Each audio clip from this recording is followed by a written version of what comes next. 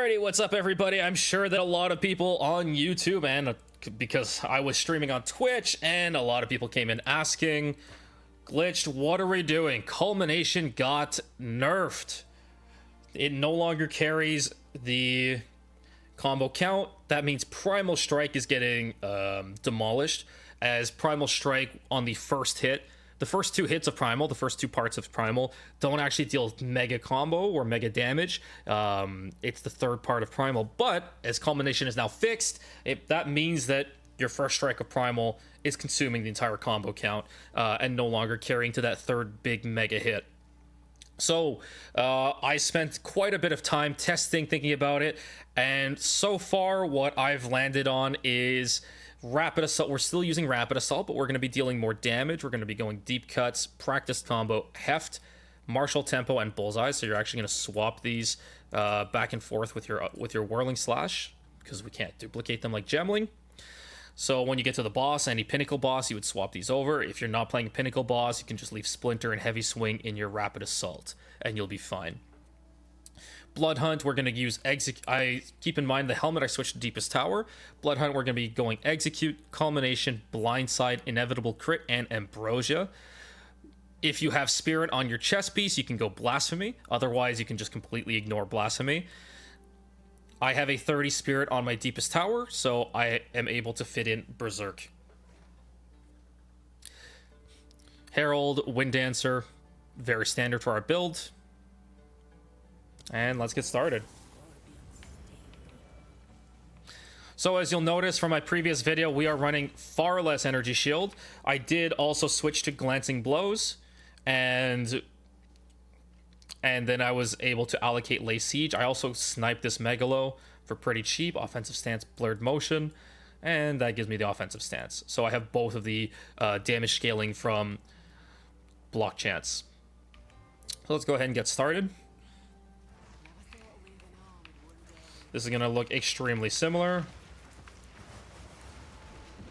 Keep in mind, I did not actually enable Berserk until I get to the boss. You can enable it if you just want more general damage. Nothing wrong with that. Berserk does give you physical life leech, so you can recover your HP, even if you are using Berserk.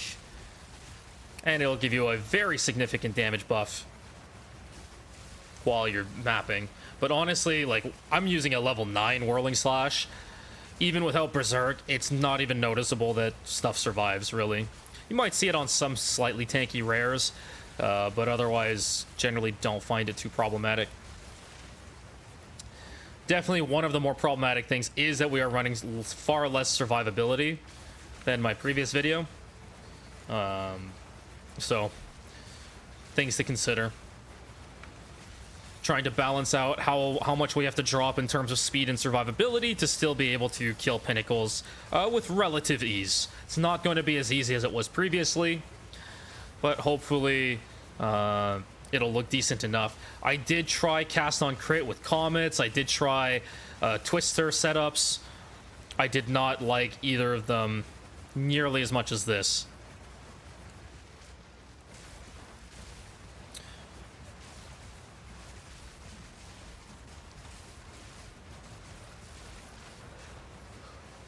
So everything looks pretty much the same up until this point.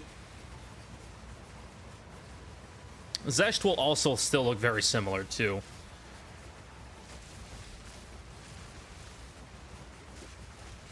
Keep in mind I also added Infernal Cry as well. Turn this off for now.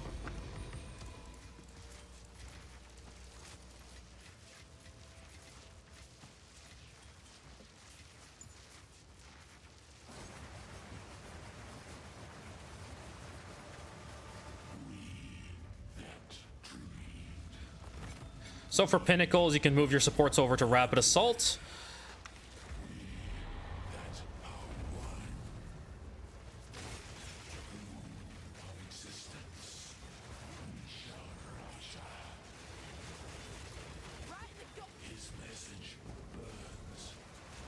And you can see we did pretty decent damage.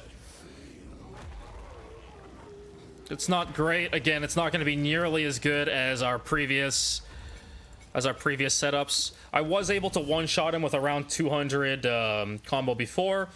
Probably just the difference in damage roll.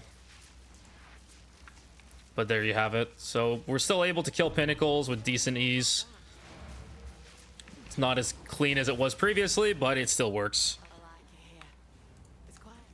It's more buttons to press, though, as we do have to press our Infernal Cry. So there you have it. There is an example of a Zesht kill.